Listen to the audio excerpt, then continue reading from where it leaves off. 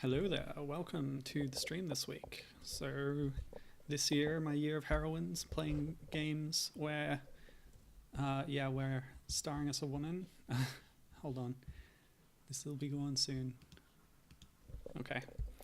And yeah, this month I'm running the game club and I've picked Rockman 02 or Mega Man 02. And to accompany that, I'm going to be playing games. Rockman fan games. Most of them come from Japan, so I'm going to just use the term Rockman for simplicity. But yeah, this is the franchise that obviously has male leads most of the time, but there are a few fan games that bring out the female characters of the series. So the first thing I'm going to be starting with is tying into Rockman 0. There's two separate fan game projects that have Ciel as the star. She's the main supporting character for Zero in his 4 games on the GBA. But yeah, these two separate projects have given her her own role as the protagonist of the game, and they're in the same style as the Zero games. So the first one is called Project RCL. This blog actually is a fan roleplay blog from the perspective of Ciel, but it has good information about the projects, especially because information on them can be a bit scattered over the internet. Rockman CL has changed to Project RCL, and the original site is down, although their Facebook blog is still up and active, as well as their Twitter profile. So you can go there, but this is just a nice summary of the idea of it. Okay, I'm going to play a game here. It's based on Project RCL, but this project itself hasn't released a playable demo yet. And it went on hiatus for a few years, but development is back now, apparently. Yes. So, where is it? Okay. So what this thing is I found someone else playing on YouTube with a link to it, and the blog that's linked in the README is Rockman CL Reborn. So I think this is a project that started up while Rockman CL was on hiatus, but even this project now is gone. That blog doesn't exist anymore, but they actually made a playable demo, so that's what I'm going to play first. So enough chatting about it, let's get started. So this, hopefully this works. I've got everything set up the way it should do, but yeah. Okay, so operator. Ciel, looks like we picked up a powerful signature reading from up ahead. It's driving all the mechanoloids crazy. Proceed with caution. Target assumed highly dangerous. Yes, lots of spelling errors, but the Zero games themselves suffer from that problem too, so it's just in keeping with it. So this is Ciel's mugshot from 04 here being used. I'll do my best to protect everyone. Lend me your strength, X and 0. Okay, so there should be some sounds here. The way I'm running it, the music plays, but the sound effects don't. So it should be better than this, but I tried running it another way that did give me sound effects, but it crashed every time I killed that first enemy when the explosions appeared. So this way, at least, we can play through what's available of the demo. Yep, that looks pretty good. So it seems that thing takes me very far off the top of the screen beyond where you can see. Maybe I'll show that up here. So you can grab this. Whoops, it's gone. Yeah, I shouldn't be getting hit so much. I've been like acing 02 as I play it for Game Club. You know, not to brag or anything, but I've played that game a heck of a lot, and I've gotten pretty good at it. I mean, I can't do it first try. Whenever I get an A rank on a level, which I've done a few times, well, I've done it for every level so far because that's how you get the EX skills. It's taken many, many retries. So what I'll say about this game is the play control is good, it feels right, but there's lots of graphical errors, of course. This is an alpha demo of a reworked version of another project, basically. Actually, how did they get the assets? I don't know. The creator of RCL, who is called T-Wing, or Tsubasa or something. He's a Japanese guy, and he's posted a few times. His English isn't great, but he does make updates on a Facebook page in English. And he said a few times about how he wants to do the whole project himself and not rely on anyone else for it. So it's a well-conceived project, I'll say that. I like how the head goes flying off. Missed it. Yeah, there's lots of good concept art for it, and there's a whole, there's a lot of music that he's made for the project. Unfortunately, there's nothing playable to show for it as of yet, but he's, over the years, he's posted GIFs and videos of the game running and tech demos and stuff. It's an interesting kind of project in that Japanese style where a lot of work goes into the concept, and to date there's been 2 books that have been sort of released, or T-Wing, the guy, sort of produced artwork and sort of doujin sort of zines or whatever. Legends will never die, try again. But with good production values, like, basically art books, and sold them at like comic convention kind of places.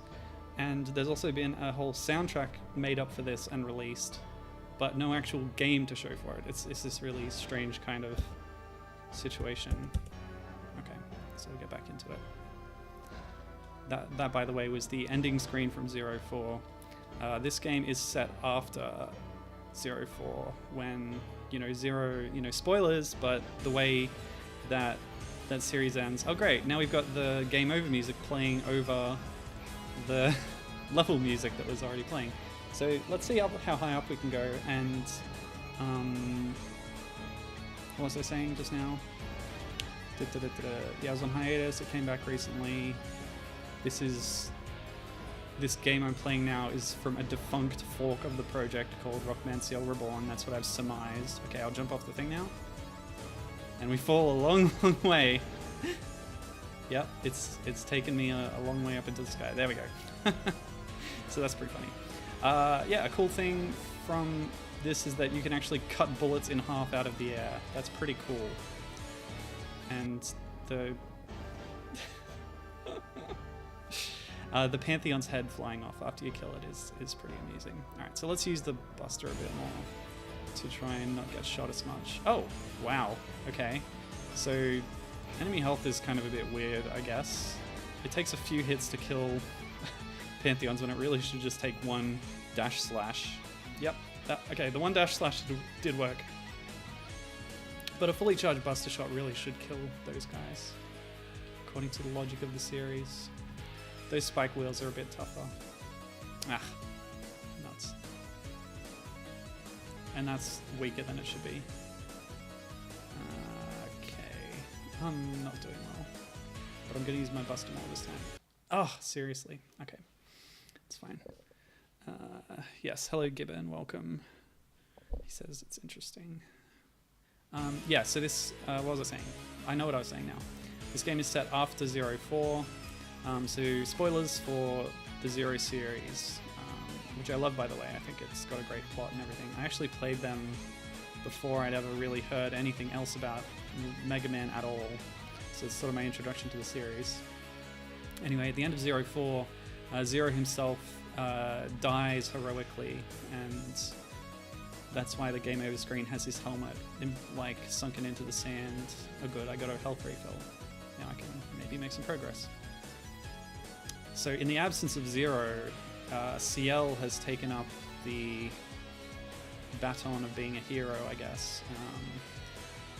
The plot of this game actually has to do with Ciel's twin sister Ciel, who is a character who was created for the Zero manga, and is not really a canonical character. She's sort of the evil twin of Ciel. From what I read on the blog that I had up on screen at the start of this, the idea behind it was that they're both clones of the original Ciel, or rather, Ciel herself is part of like a program to genetically engineer, like, I don't know, a smart person or whatever. And there was like 100 of these clones, and I guess only 2 of them came out of it. Oh, that's clever. We're gonna grab this and write it up. Try and... Oh. Yikes, nasty. Yeah, so there was this whole backstory for the project, even though, like, since the game itself isn't out yet, and I don't know where they talk about it on the blog. All I have to go on is this other roleplay blog that has summarized it. Anyway. Jeez. That's hard to deal with. I wonder if I have the shield boomerang or anything. Do I have the pause button? Okay. I guess this is all I have, so that's fine. Yes. So in the manga, Ciel is the ruler or leader of Neo Arcadia, which is the sort of antagonist of the story, because they're... Oh, seriously? Alright, well... Wow, that's hard. Okay, yeah. Zero is a hard game, of course. Yes, Ciel has her own X gibbon.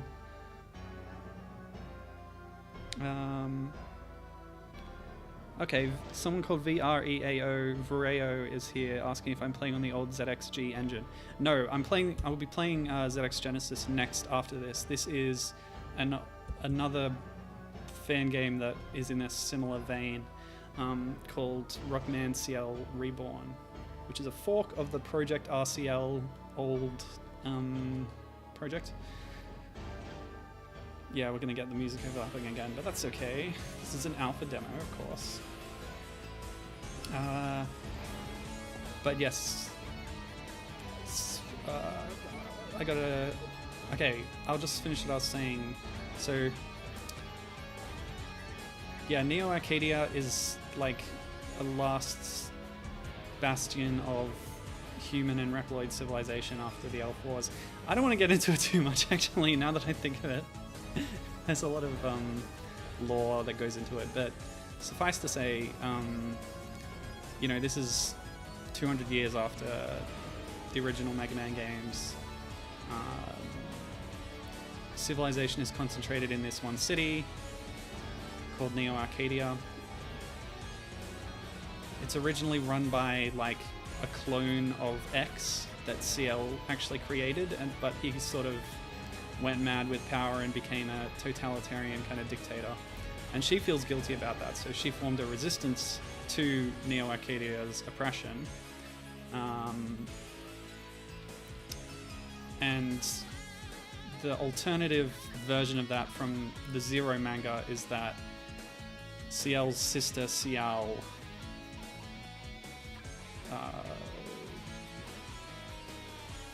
is the leader of that city.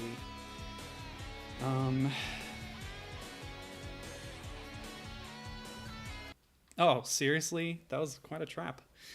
And yeah, in this game, you could actually see Ciel in some of the promo art for the Project RCL, where she's got a blue dress on and stuff. Bloody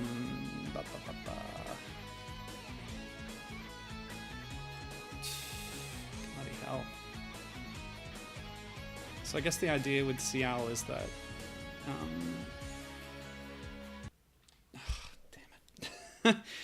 like Ciel is sort of the focus character of the series, instead of X being a sort of central figure, because I don't think X really is in the manga at all. But anyway, the Project RCL took concepts from the manga, which is on the whole quite comedic and humorous, and parodic in ways, and they sort of took it into a dramatic story, I guess. And I'm gonna try one more time with the lives I have to get through, but I do have other fan games to play, and this one is obviously at a pretty early stage, not balanced too well, but I mean, you know, difficulty is a thing with the series, so I'm not going to complain too much about it. Anyway, Gibbon asked about Ciel continuing into the ZX games, which are 2 more games that Inter Creates made on the DS that follow up on the story from their Zero series. So the way the fan games do it is pretty differently to the story that's laid out in ZX. So Ciel is referred to a few times in the ZX games, especially the first one, I think. Probably just the first one. Because she's a scientist, I didn't mention that. She's not really a hero. So these games try to portray her as like an action hero type, the same way Zero was. But it's might be a little outside her character, perhaps. But anyway, it's nice to play a game as her, even if it seems unlikely that she might do this. So, oh gosh. They just have too much health, and they do a lot of damage too. Yes, okay. Nuts. So what Ciel does in the ZX games is she goes on to...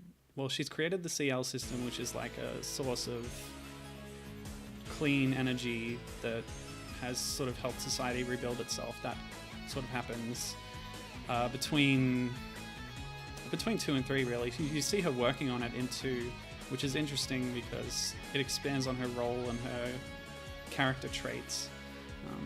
She was just sort of standing there in the first Zero game and giving you your missions and saying, "Oh, Zero, come back to us safely." But you actually get to see her working and doing what she's good at in 2, which I really appreciate. And she's handed over the commanding responsibilities to El Piso. Of course, things transpire in that game that means she has to take up the commander role again. You know what I'm going to do? I'm going to ride this up as high as I can and try and skate over the obstacles that are ahead of me, just taking advantage of that bug. So you see her in flashbacks in ZX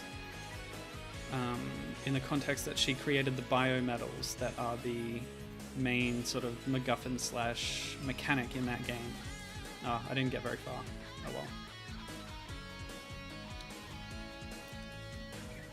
So yeah, she found a way to... The way I always considered it was that she'd sort of transformed cyber elves, which is a sort of robot. It's an AI program that has some physical form that can help people, but they're sort of digital life forms. It's also implied that robot souls can become cyber elves. So anyway, she manages to make biometals that can transform people into like representations of heroes of the past, in particular X and Zero and some other characters from the Zero series.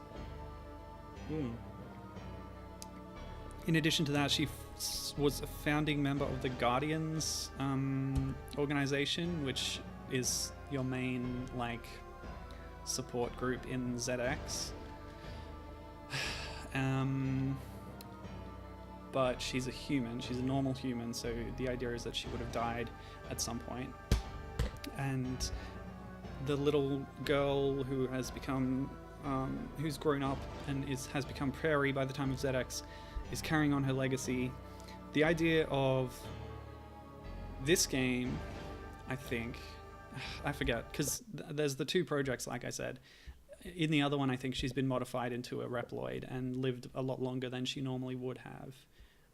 So let's go over to that now, because I think we've played about enough of Rockman Ciel, or as is written in this demo release, Rockman CL. It's spelled wrong. I don't know. Anyway, I have a setup for this, so we're going to switch over to that. And yeah, so now we're going to play the other CL fan game. Yes, that's right. The little girl Alouette that you see in all 4 Zero games grows up to be Prairie, the commander of the Guardians. Yes. So there's links between Zero and ZX, but it's kind of a clean break between them, sort of. Like in terms of the story, but there's a lot of carryover. The main biometal transformations you get are all based on the Shiten no, the 4 Guardians or whatever from Zero. Okay, so that was that. Now we're going to play ZX Genesis, which is a fan game, of course, that was made by Team Einherjar. Lovely concept art there, or like key art by Tomy Case, whose work I'm very familiar with because the Mega Man Network Tumblr blog reblogs it all the time. And it's fantastic. The stuff that Tomy Case does, reinterpreting characters in a sort of Mega Man Zero art style. He's the perfect person to take on this project. Uh-oh. Okay, I've got the wrong thing selected. Sorry, let me switch that over. Okay, that should be better.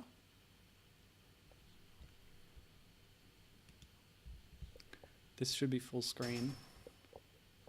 I'm just going to check my stream.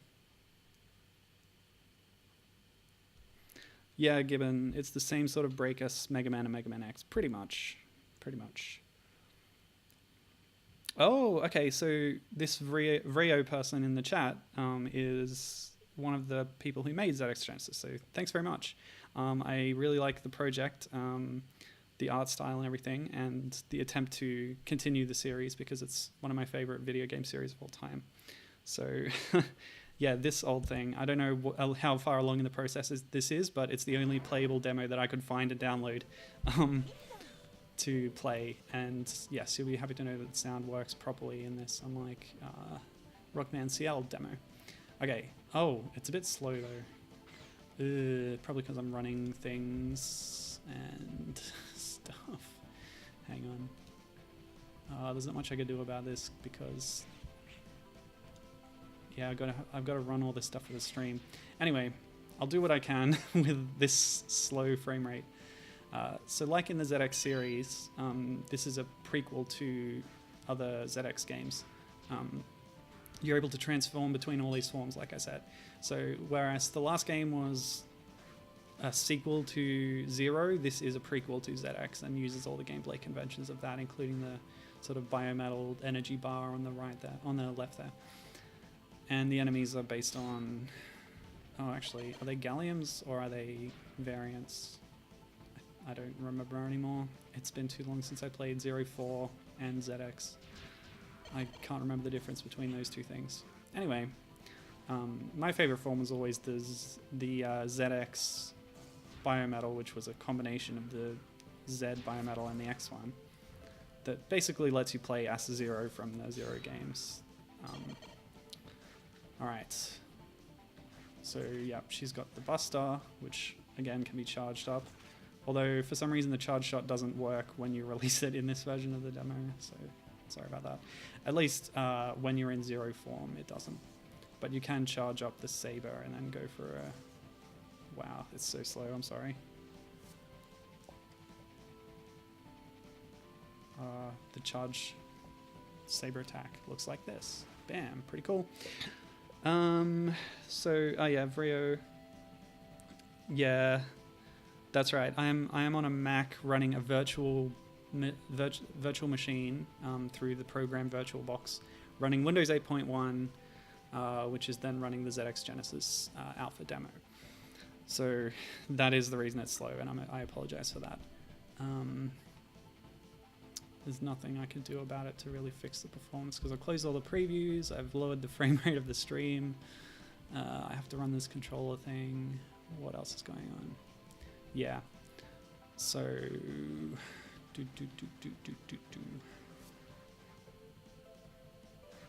Again, there was the disclaimer at the start, this is alpha footage, it's not representative of the final product. This product went on hiatus for a while, but development has recently been restarted, as announced just a few days ago on a stream that Team Einherjar put out. In the meanwhile, they've been working on a game called Fiction Sphere, which had a Kickstarter that was unfortunately unsuccessful, but they're still continuing development of it, and that's looking pretty cool. Oops. Oh, I accidentally transformed back into human form. By the way, this look of Ciel is new for this game project, and it's pretty cool. She's got her hair on the side and everything. That I believe is Tomi Case's work. So back to X form. X has the stronger Buster, obviously. That's how it works in ZX. Some really cool graphical effects when you smash stuff, of course. One thing I noticed actually is that the ladder climbing sprites are less edited than other sprites. See, that's pretty much just Zero's sprite from those games. But then it does look a bit more like Ciel when you go back into standing form. Anyway, let's try out some of the other things. I always liked Halperia the best because he gets air dashes and stuff. But yeah, Model H, you got... Oops, I keep doing that. The reason I keep doing that is because I have the button mapping set up so that Saber is X on DS since I'm replaying... I'm replaying Mega Man 02 on the Zero collection on DS. And I have to, for my muscle memory purposes, I have it set up so that I can play it as if I'm playing a Game Boy Advance, because that's how I first trained my thumbs to play the Zero games.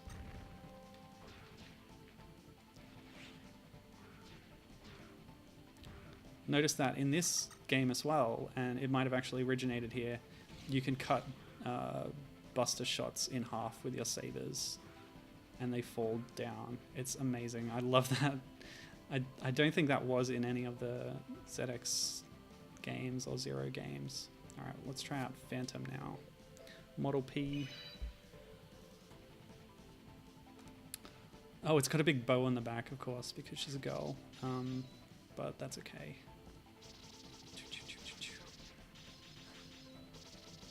So Phantom is all... Model P is all about throwing tons and tons of daggers. If you dash attack, it does a burst of them. If you jump attack... Oh, it should do like a spray of them below you. Maybe that's only when you're grappling. Anyway. Yeah, like that. Can I charge it up? I should be able to. And then throw out... Oh, okay. Well, that's what that does. Anyway. You could probably get better... Oh. Okay, cool. So there's all sorts of special moves that the different models have if you charge up different attacks. So that's all just like ZX. But yeah, there's better footage of versions of the ZX Genesis demo that Team Einharger themselves have put out. I hope I'm pronouncing that right, by the way. Damn it, I did it again. I wonder if Ciel can wall cling. Nope, she can't, so I fell right into the pit of spikes. Fantastic. Yeah, so ZX Genesis is a team of 5 people, unlike Project RCL, which was just one guy. But unlike everything else I'm playing today, they are not Japanese, at least. I don't know that for sure, but at least some of them speak English well. Yeah. Their website is all in English, so I can only assume. That is a pretty cool looking Model F, I gotta say. It's all animalistic and stuff. I like that. Yeah, this was running better when I wasn't streaming it. That's my excuse. I'm sorry.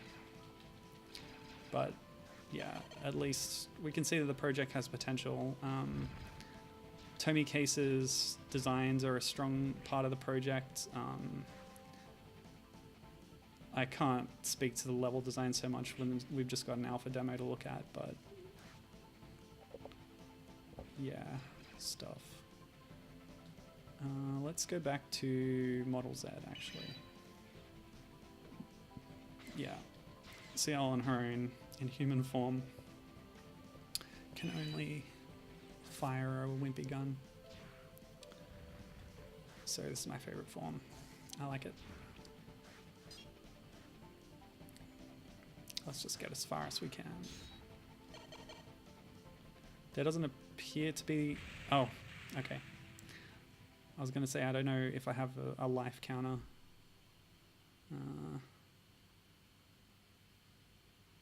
Mission failed. Fission mailed.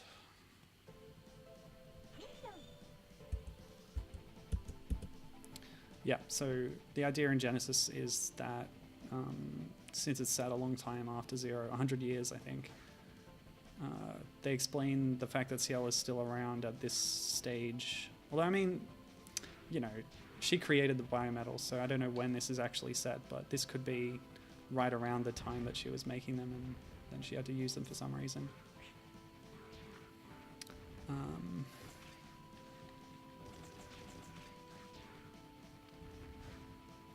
But yeah, there is this idea in the ZX Genesis project that she was modified into partially cyborg, as is the case with all the quote-unquote human people in the ZX games. There's been a sort of melding between man and machine, so that it's harder to tell the difference anymore. Reploids have been modified to give them a lifespan. That's the only explicit difference that is stated to have happened, but I always assumed that they had other modifications, maybe had organic components installed somehow, but they don't actually say that. Anyway, and humans have been modified as well. They've been given cybernetic components to make them into cyborgs. The reason why is at some point stated to partially be so that I think only Model P can cling to stuff in ZX. Yeah, so that oh, spoilers by the way, Master Albert can like find a new host for his like soul in the form of Model W or something. I forget, it's pretty convoluted and silly. But it is a cool concept that the lines have been blurred, and sometimes you can't even tell whether someone is a human or a Reploid, except that Reploids generally have a sort of crystal embedded in their foreheads for some reason. Yeah, so I needed the vertical dash to get over that jump before, but luckily in this demo we start with all models unlocked. Ooh, that's a life pickup. I guess I do have limited lives. Yes, actually, given that's right, there is that loose connection to Legends as well. Rockman Dash, no, not X, I want Leviathan. Model L, that one, which is of course suited for water because it's water aligned. Yes, good, okay.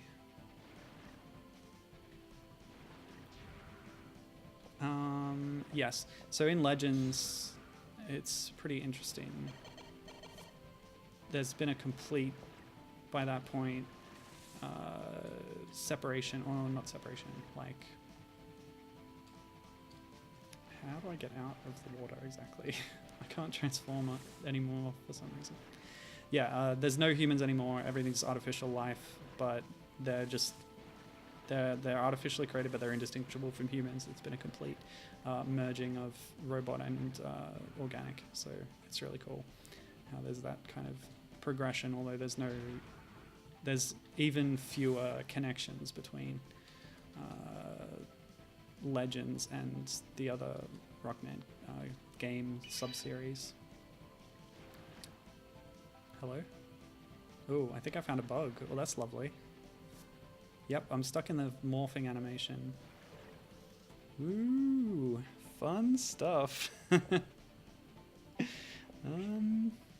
Oh, there we go. Okay, we made it. I think that damage sort of forced the game to remember what it was doing. Yeah, so, okay, yeah. I like that Ciel is the hero here.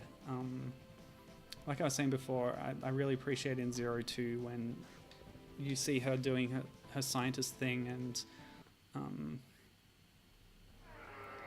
her ideals as a person come through in that she's only reluctantly being part of this resistance, and she believes that the way that they'll achieve peace is through science and providing energy to people, because she has this monologue at the start where She says that a lot of conflict in history has been caused by shortages of energy and resources, and that if people had plentiful resources, we wouldn't need war anymore.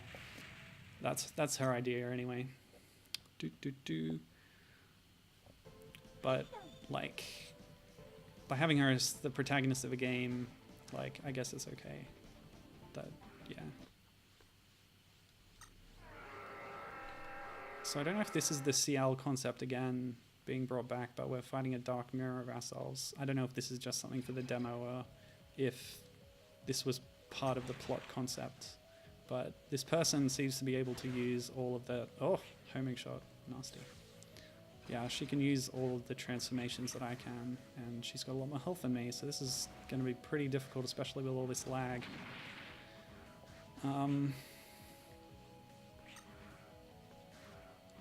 Because the lag is actually also affecting my ability to input things that I want to. Nasty, dude. Very nasty. Oh, that's game over. Okay, I ran out of lives, apparently.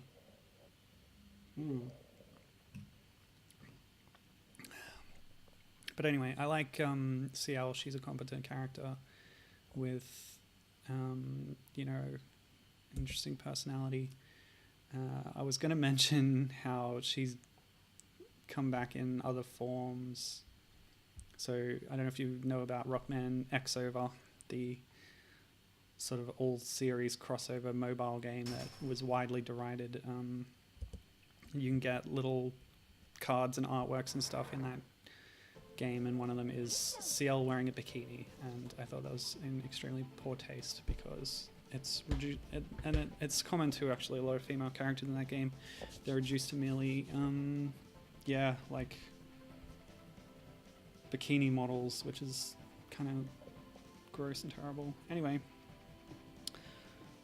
I've played up to the boss of the ZX Genesis demo, so we're going to stop it there, and I'll move on to a different fan game now. But thanks for stopping by, Vrio. Good job on the project, and I hope that development continues. And yeah, the hiatus has lifted recently. Okay, we got some confirmation here. This concept of Shadow Ciel, which is who I was fighting,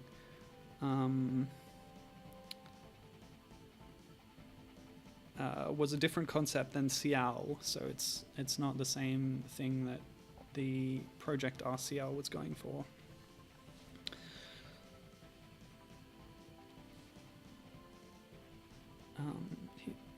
Vrio is saying that the Shadow Ciel was meant to be closer to Shadow Link, so it's spawned off Ciel in some way. Yeah, sounds interesting. And Given saying he wishes that Capcom would rework X-Over. Interesting story and concept, but horrible execution. And I think I agree with that. I actually played that game. I got a Japanese account and downloaded it and stuff. Couldn't understand anything that was in the text of the game, but I sort of muddled through it, and it's really like not fun to play and boring and horrible. But anyway, that's the ZX and Zero fan games that I had prepared for today. So we've got other ones on the docket. So thanks for stopping by, Vrio. You can stick around if you like, but that's all I'm doing for ZX Genesis. And I hope we get another demo at some point that I can play again, or even the full game when it, if it eventually finishes. Yeah, we'll see. Anyway, the next thing I had was, yes, so those two were games that used characters from the Rockman series and made a new game around them, and this next one is as well, but we're going all the way back to the classic series now. So this game is called Rockmen R: Dr. Wily's Counterattack. It throws up a warning, but that's okay. We'll still run, and I do need to check that the picture looks the way it should, and it doesn't quite, so I'll move it a bit. Yeah, should look a bit like that. Close this. This demo, or this game, it's not even a demo, this is a full release. You can't adjust the window size or make it full screen or anything, so this is the best I can do. That's fine. I sorted that all out beforehand. And I need to change one more thing. Controller setup. Okay. So we should be good to go now. Okay, the screen is glitchy apparently. Damn. Oh yeah, Gibbon's saying there is a Flash recreation of X over that is in English. That's unfortunate. Still getting that glitchy screen problem that we get sometimes. Let me see if I can do anything about that. I don't think I can. What else can I do? I can only do what I can do. Oops. Oh, that's going to bite me in the ass. Okay. I closed something, but I'll just have to bring it back up later.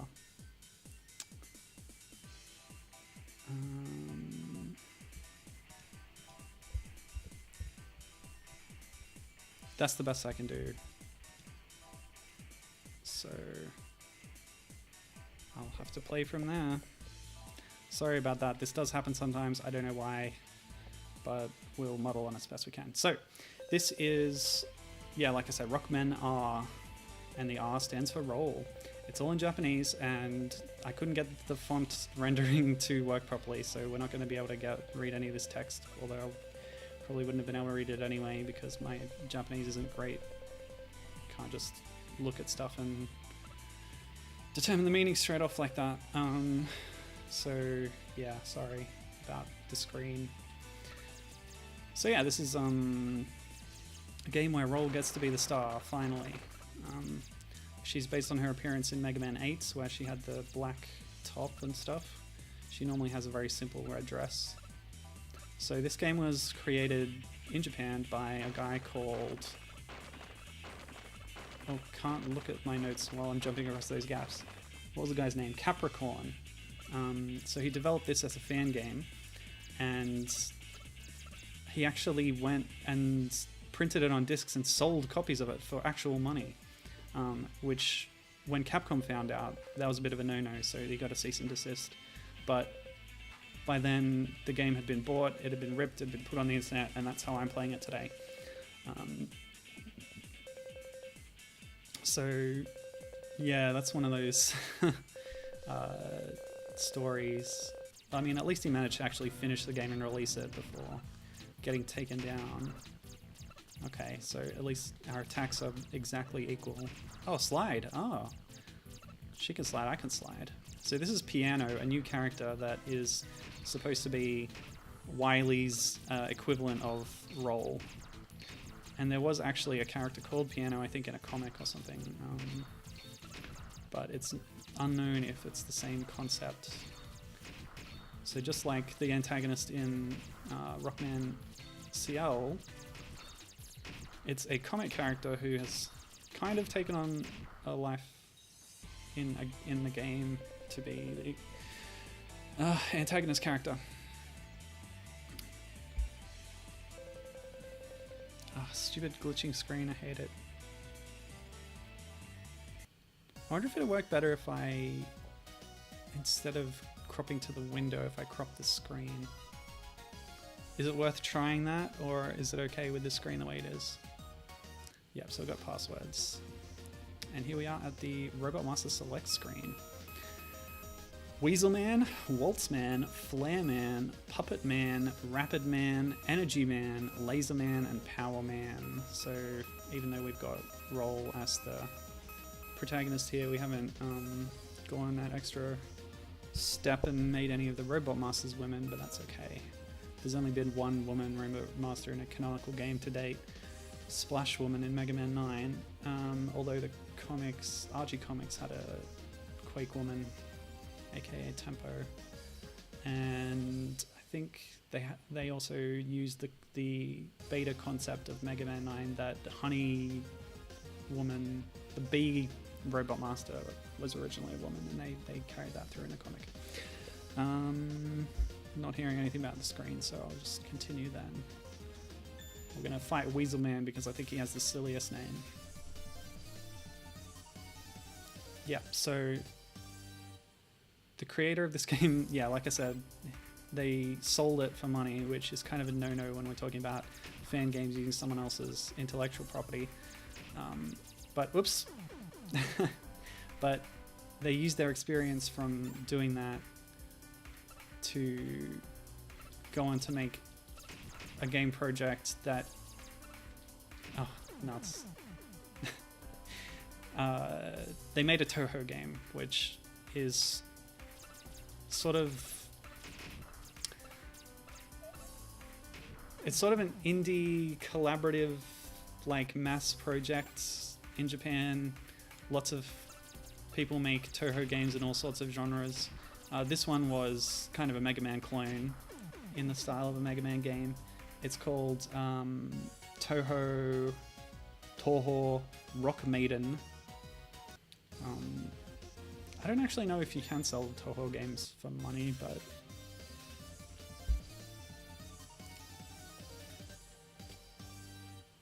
yeah, I'm not so good at classic games, by the way. I can't dash. I can't charge. Can I charge? Oh, I can charge. Of course, Mega Man did get the ability to charge in the classic series at some point. I've only played Mega Man 2 Slide.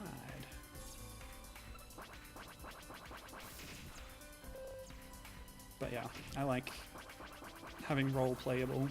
It's well overdue. Although she has had a couple of official playable appearances outside of fan games. Ah, Vanishing Blocks, of course. A staple. Ah. Dang. Yeah, can't dash, but I can slide. And yeah, so a few games have shown that Roll basically has the potential to have all the same abilities as Rockman himself. So there's no reason why in Mega Man 9, 10, 11 they couldn't have Roll playable. They just never did because, I don't know, she's a girl or something. But yeah, she actually has been playable in a couple of things.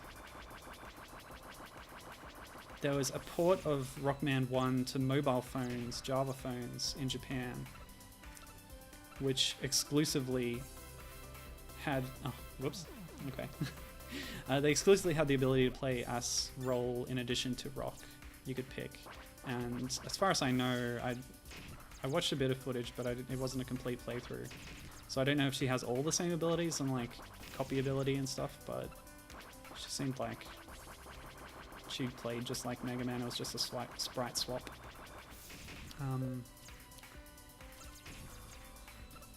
But that's really the only time she's done that in a game. The only other time she's been playable in an actual Rockman platform game is Mega Man Powered Up, aka Rockman, on the PSP, which is a remake of the first game that adds 2 extra Robot Masters, Time Man and Oil Man.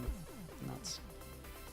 And it has a chibi kind of art style. It's all in 3D graphics. Everything's very cutified. So we're going to try a different Robot Master now. I'm not going to complete this game or probably any of the other games, but I'll show them off at least. I've got one more quick thing and one more full game after this. Okay, so here we've got Waltz Man, who is playing a violin and he's in a very gothic kind of castle, it looks like. Ouch. Ouch.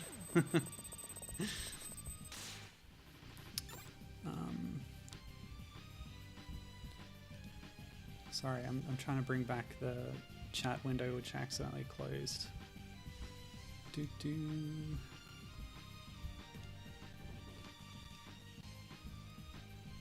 Okay, we're good.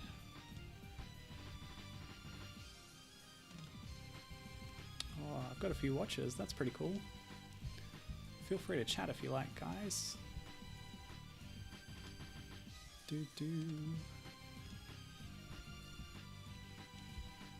Oh, good. My other window came back. Okay, that'll help later. So, okay, back to the game. Yeah, so what was I saying? Yeah, so in Powered Up, Roll doesn't have the Roll Buster or anything. She's not She doesn't have the same abilities that Rockman does. Instead, she fights using her broom as a sort of melee weapon, like almost kind of similar to how Zero uses a sword. This is pretty tough. Wait, what? Oh no, the block. I didn't see the block. You just got to jump over a block. So yeah, like I said, there's two ways of making Roll a playable character. It's just give her a roll buster like this and let her just play exactly like Rockman and everything's the same, or you can play up the fact that she's different. The fact that she is, for most of her operational time, acting as a like an assistant to Dr. Light in the lab and doing housework and stuff, which is more what the cartoon goes for. So she had an interesting ability in the cartoon where she could transform her arm into different household appliances, and she actually used that to fight. So this is kind of illustrative of this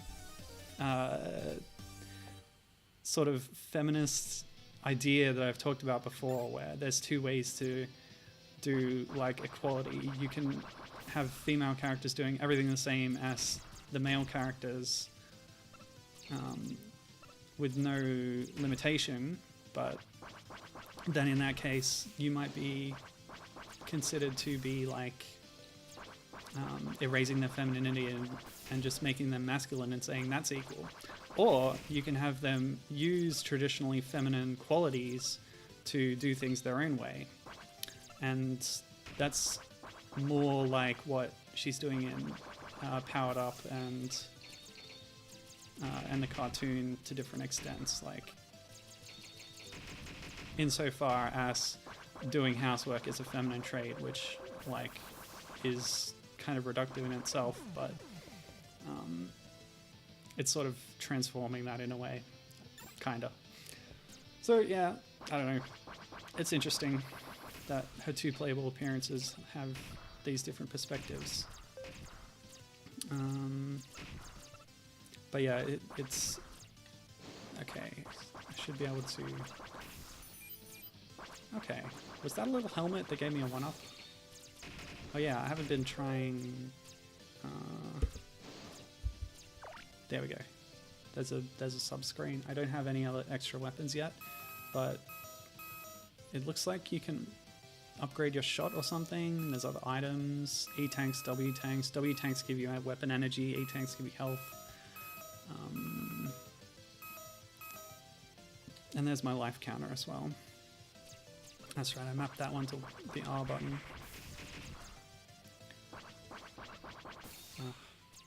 Let's stop it on the other side.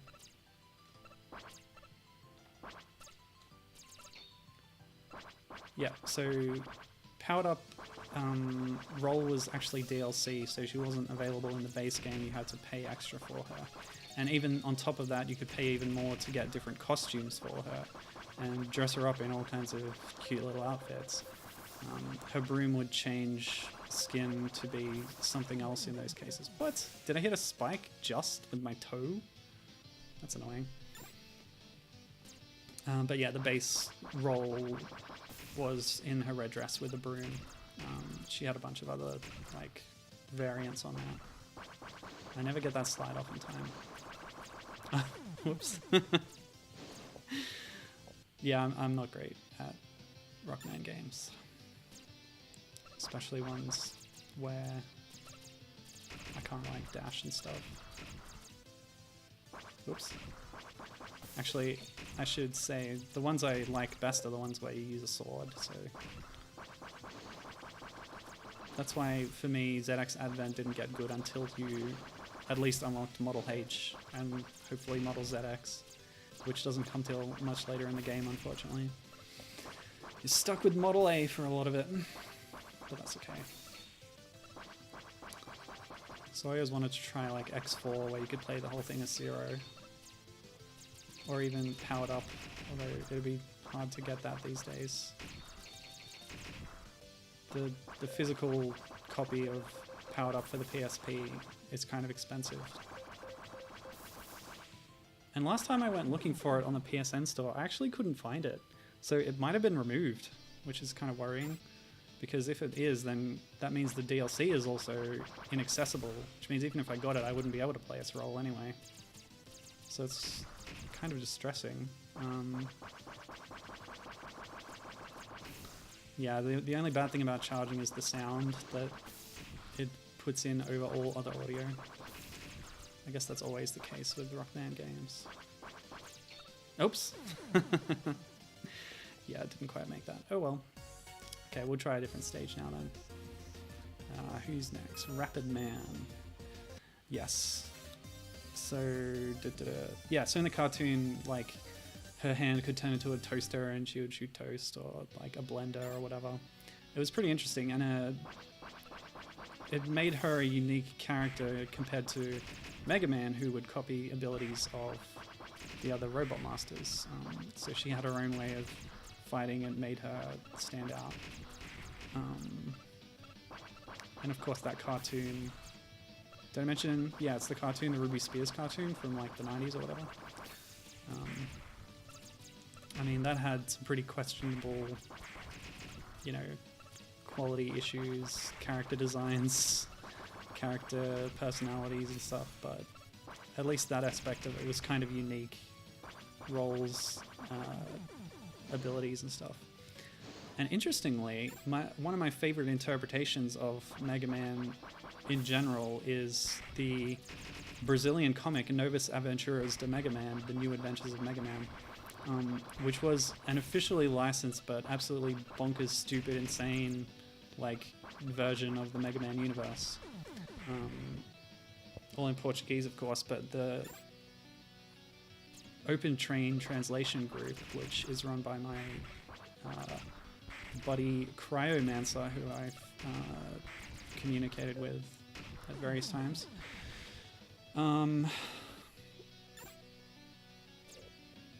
Yeah, they translated it all into English, so it's available, and you can go and check out the crazy stupidness of it yourself, and I highly recommend it. Anyway, in that comic, it sort of follows on from the cartoon in a way. It kind of brings several canons together.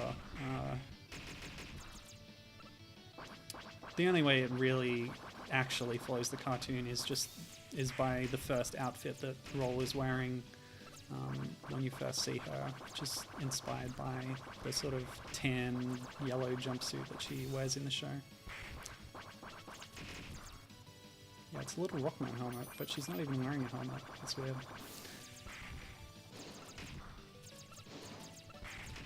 So this is a Wild West kind of gunslinging inspired level and Robot Master, which is a fun little concept. Rockman fan games always find like weird, fun Robot Masters and ideas to use. Oh boy, really?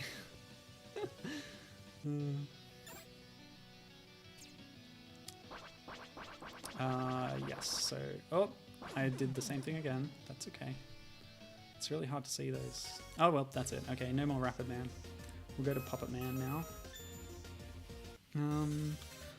So... Let's see. Oh yeah, so Roll's playable in a few other Mega Man spin-offs. Oh, he's got a little creepy puppet. Oh, okay, given saying... oh look, Lego in the background. That's nice. Or rather, generic construction building blocks. Other brands are available. Yeah, given saying he was actually talking to Inti-Creates people at PAX. That's really exciting. Speaking of bringing several things together. Several canons. Yeah, so Gibbon's a big fan of their Blaster Master Zero game, and what he's referring to there is the fact that there's a lot of guest characters in that game from other franchises, which is a fun addition. Yep.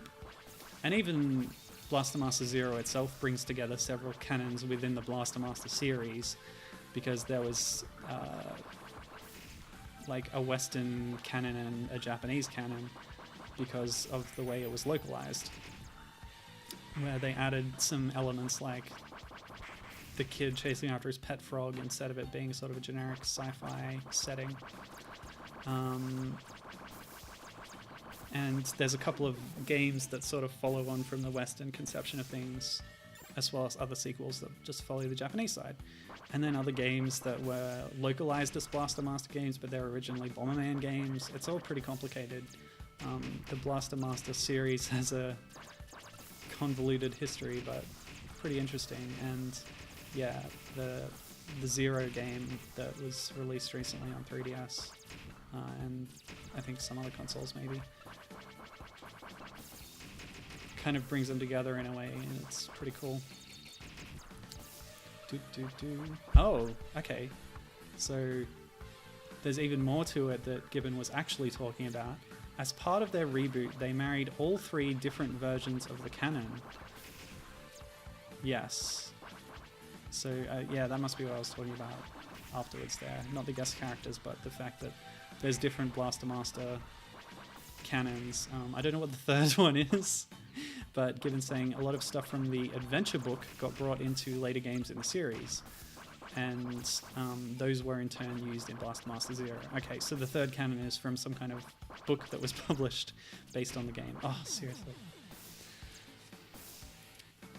I really should play that. I downloaded the extra characters while they were in their free period. But then there were the subsequent waves of bonus characters didn't have a free period, but that's okay. 3DS and Switch, he says. Yeah, okay. Yeah, that's right. I recall that they're pretty much the same, except that the Switch version has HD Rumble that tells you when you found a secret or something. I forget. Maybe I'm thinking of Mighty Gunvolt Burst as well, because that was on both systems. Although that also got a release on PS4. And, oh, okay, fine. That must be my last life. Nope, I've got more. Yeah, so Roll. She's kind of cool, I guess. Kind of underused, I think. But she has been playable in several Rockman spin-offs, as I was about to start talking about. And I have them written here somewhere. Let me find them. Okay, there. Yeah, so... Of course she's in Battle and Chase, because that has a lot of characters. Battle and Chase was a Mega Man kart racer on the PlayStation, which was also available in the Rockman or Mega Man... Actually, it's Mega Man because the Mega Man X Anniversary Collection was not released in Japan. It was on GameCube and Xbox and PS2, I think. But for some reason, you know, there's a lot of Rockman Classic spin-offs, not so many X spin-offs. So they had Battle and Fighters. Damn.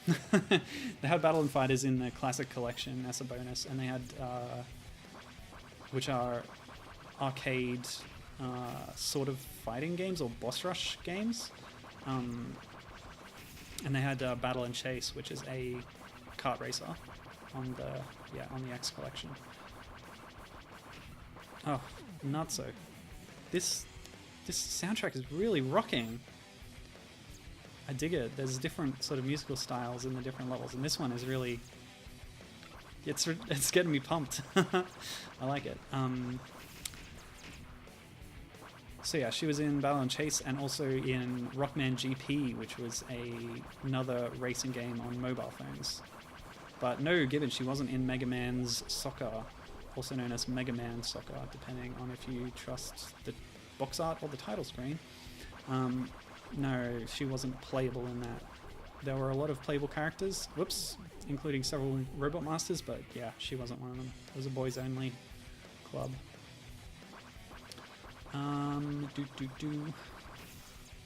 Given saying that Inti creates people that he talked to at PAX said that somehow, probably due to the more lax attitude towards such things at the time, the officially localized name of that one boss has always been Mother Brain, so there wasn't an issue calling it that again in Blaster Master Zero. Yeah, this is something that Gibbon likes to use to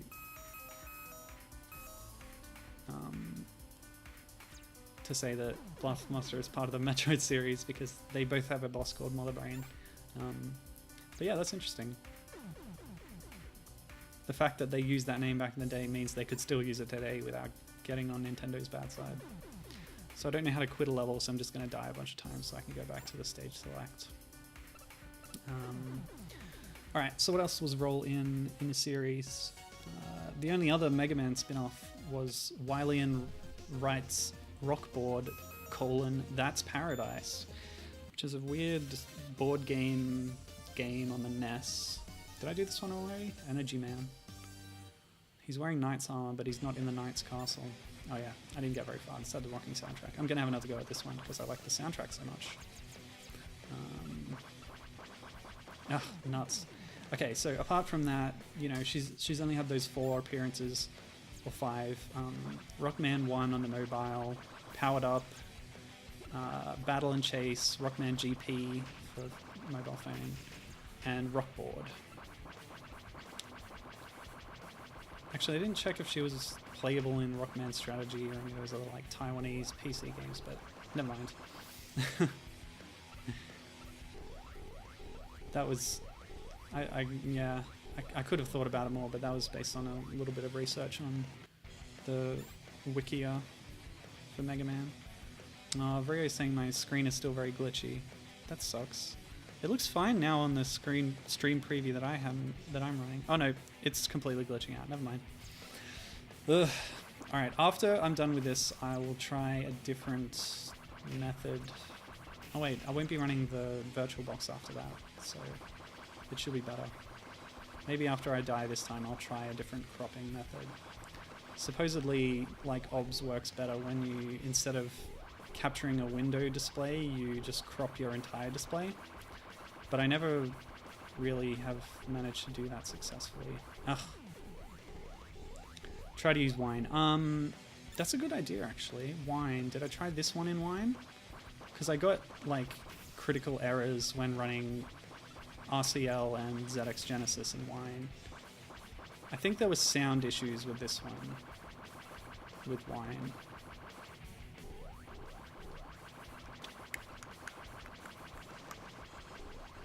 Oh, come on. Nah. Alright, real quick, I'm gonna try that alternate method of display thingies. So, if I... Nope. How can I do this? There's no good way to do this. I'm just gonna have to do it. Display capture. Crop. Manual.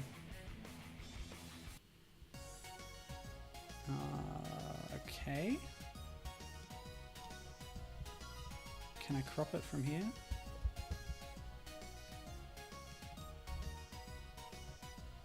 Oh, I have to crop it from there? Oh, that's irritating.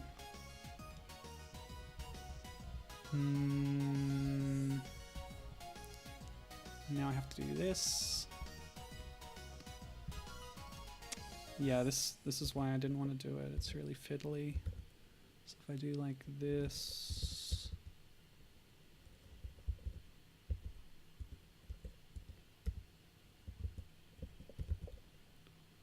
And then crop top. Nope, that's too much. Yep. So I'll just get to about the right size. Oh, okay. Crop right. How's that looking? A bit more. Okay, that'll do. Okay, good. Do. And then hide that, and then how's that?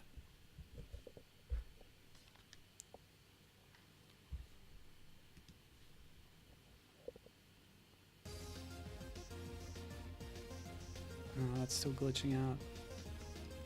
I mean, OBS does have this thing where it tries to kind of have everything ready. So if I do this, that might run better. That doesn't look good at all. Oh well.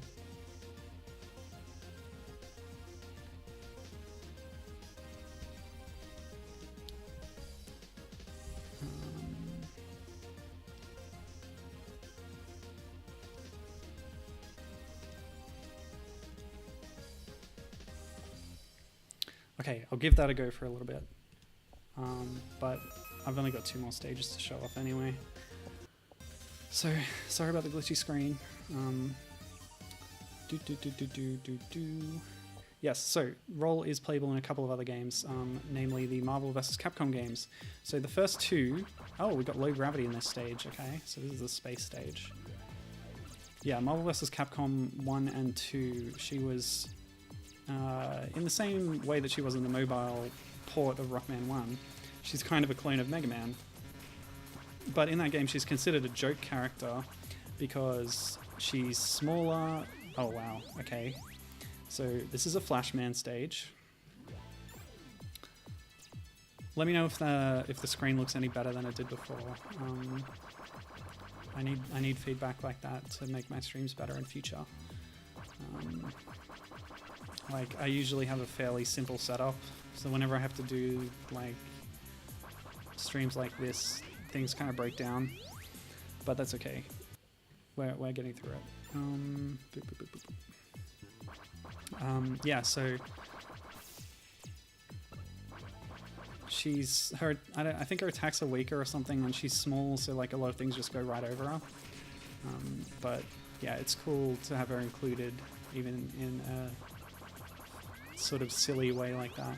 Oh, how am I ever going to get that far that fast? But yeah, she does have a roll buster there and everything.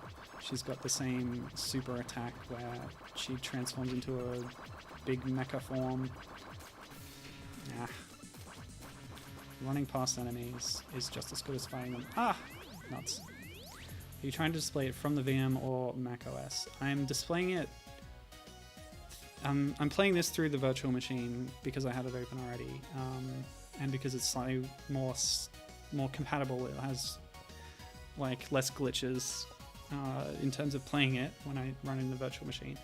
And I'm currently capturing my whole display to show it through OBS.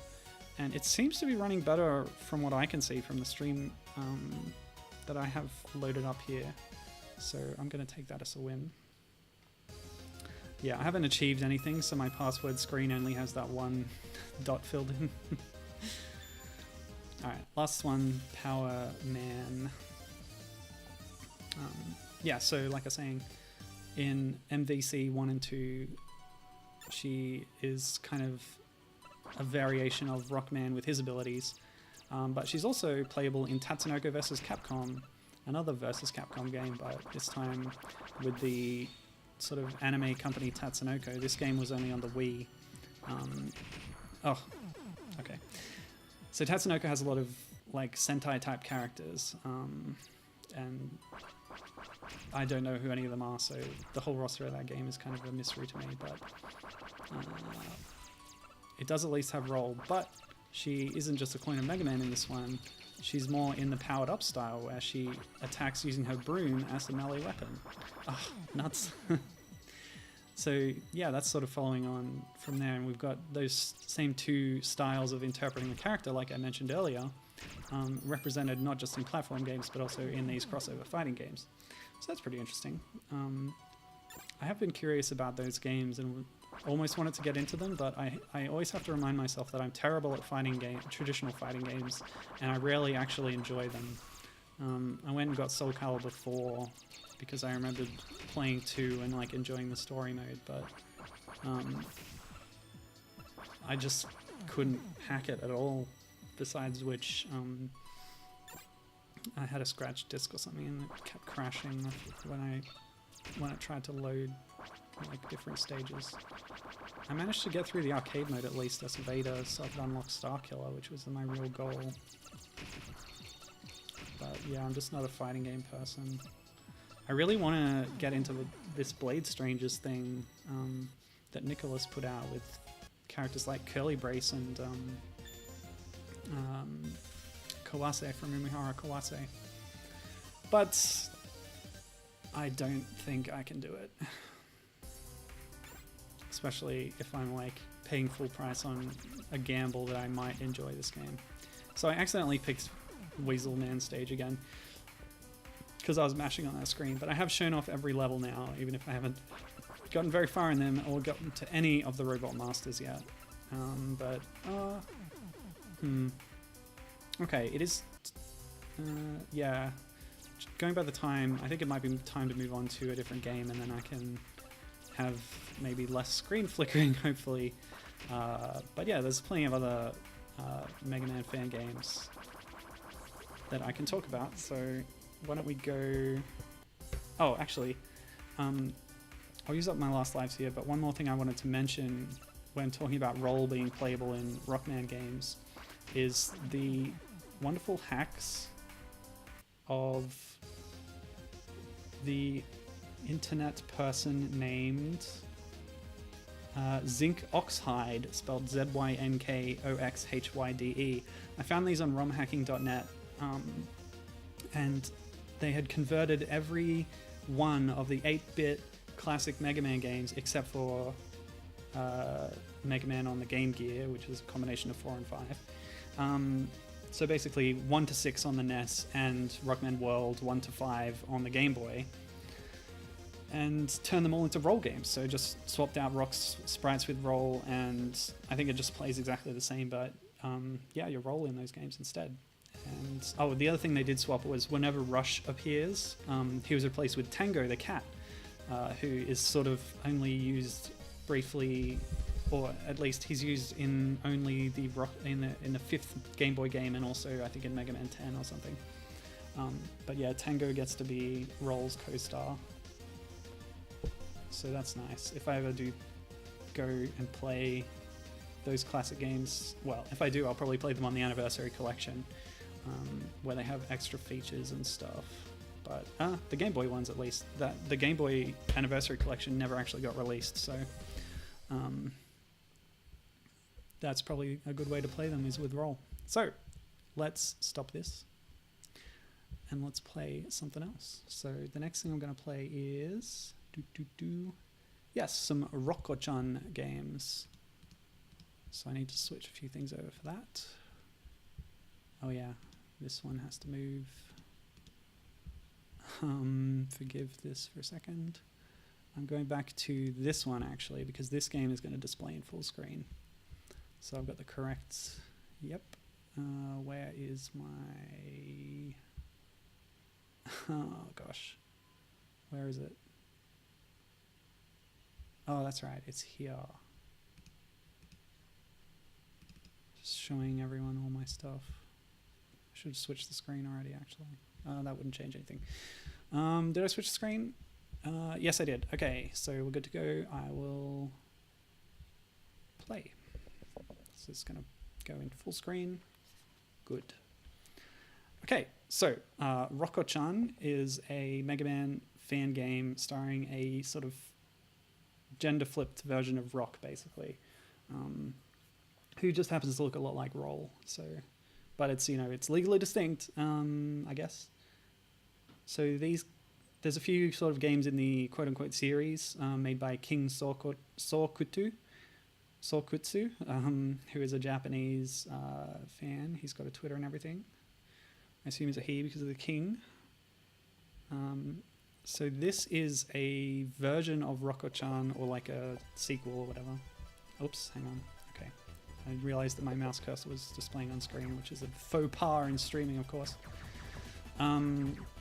So this is a version of the game that I guess is unique. It's not like just a copy of the existing game that already existed. And it was made in 2014 for the Bit Summit Festival, which is a indie game festival that is in Kyoto, I believe.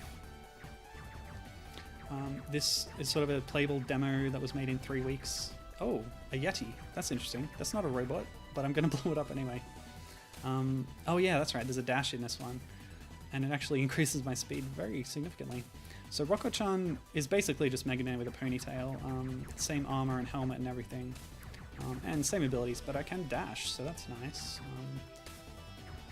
like I was saying before, like Rockman could never dash. Oh wow, okay. Gonna smash a log through some dudes. That's cool. Yeah, so pretty primitive 3D backgrounds and graphics and stuff, but yeah, this is basically just a tech demo. Cool. Okay. So yeah, like I was sort of implying, this is a follow-up to... Oh wow, the changing camera angles, very Tropical Freeze, I like it.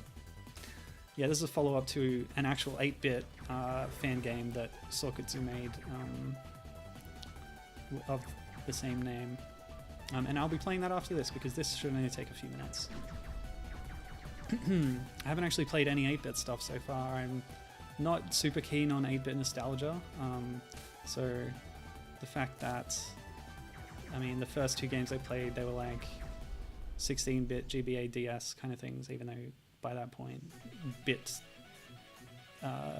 nomenclature doesn't mean too much, except for just informing you of what era they're calling back to, if any. But anyway, yeah, and Rockmen R, Counterattack of Dr. Wily is... had its own graphic style that was more detailed, certainly, than 8-bit games. Whoopsie. Okay, I don't know who these characters are, but fighting 2 at once is pretty difficult. Ah. Okay. Oh. Yeah, the dash just increases your speed so much that it's easy to get out of control.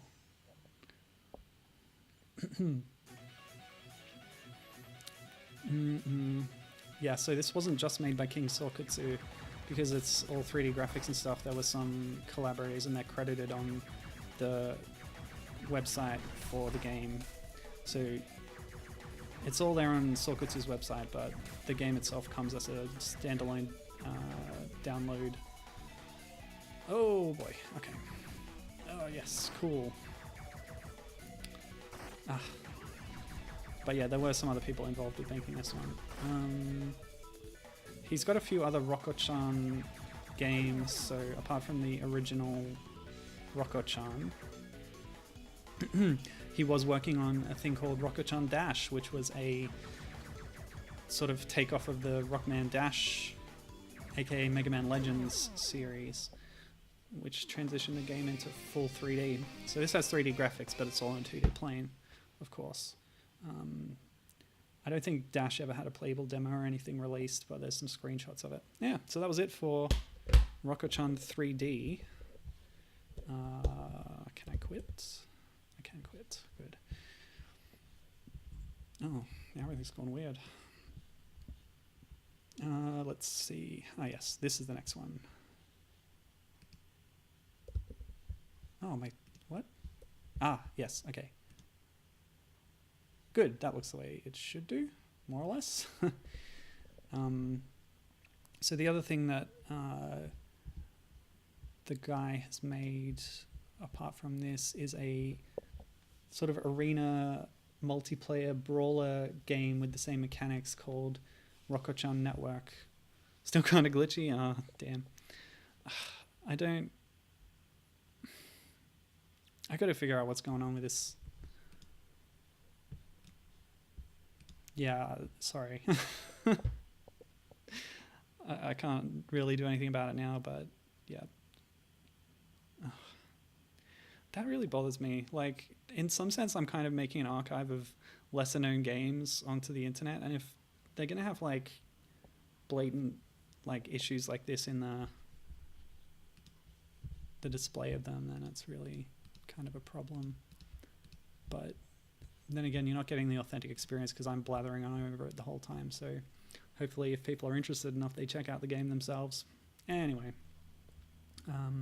here's Rokko-chan, the game, which is very cute in the graphic style, you know, tiny little pixel sprites. And hopefully we're getting the audio coming through. We're in the year 20XX, of course. In Professor Thane's lab, the invention of a robot with a human memory was taking place.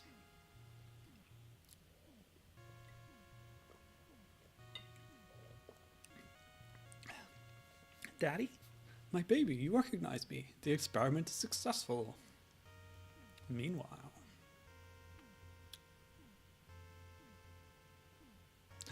Robots around the world have gone out of control, and an unknown scientist named Dr. Mad declared war to the world. Oh no, not war. Dad, with the power I have now, I think I'm able to stop those robots. What? No way. It's too dangerous. I can hear the people suffering as we speak. I have to go. No, wait. Yeah, given you're totally right. This art is really nice. Really great pixel art going on here. And a nice little animated intro of all the enemy characters we're going to see. Oh, this is me playing. We're probably not going to actually see them. But I'll do my best, people.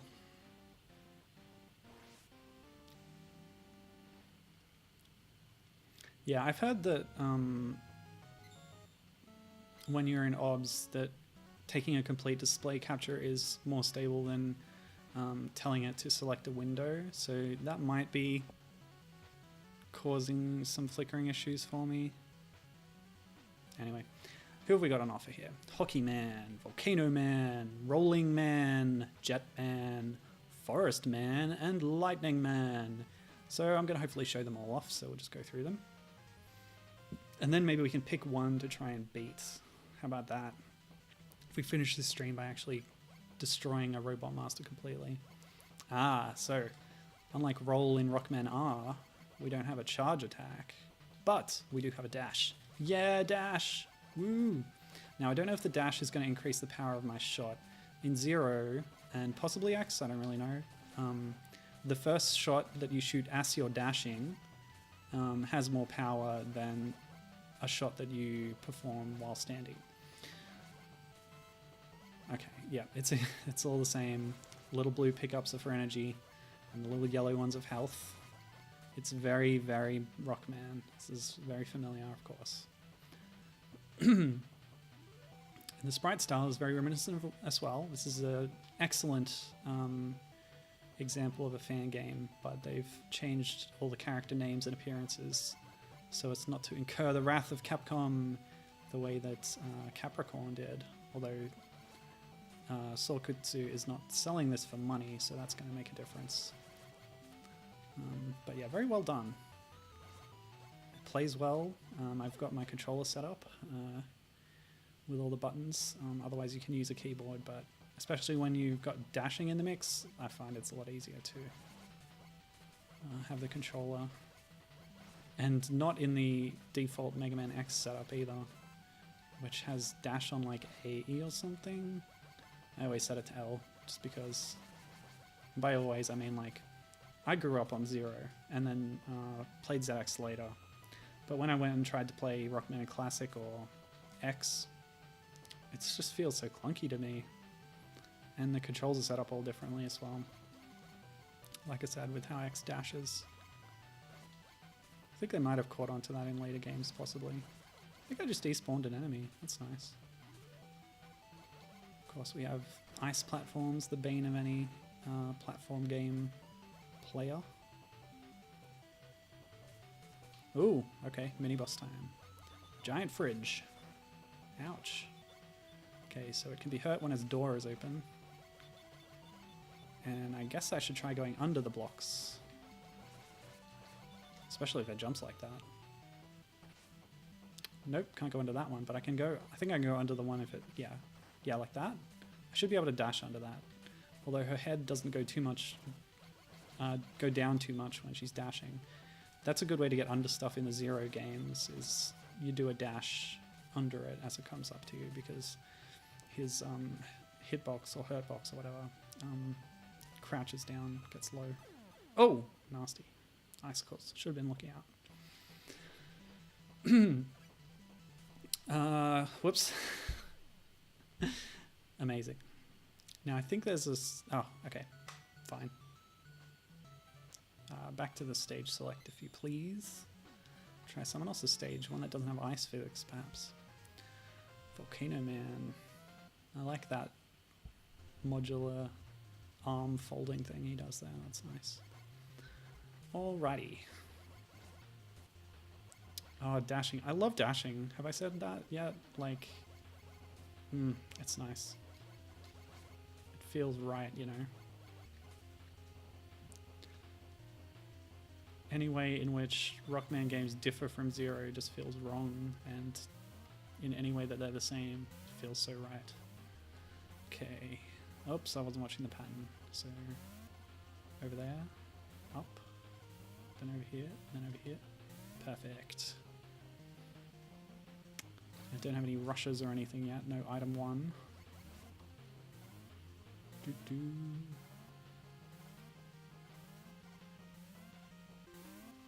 Oops.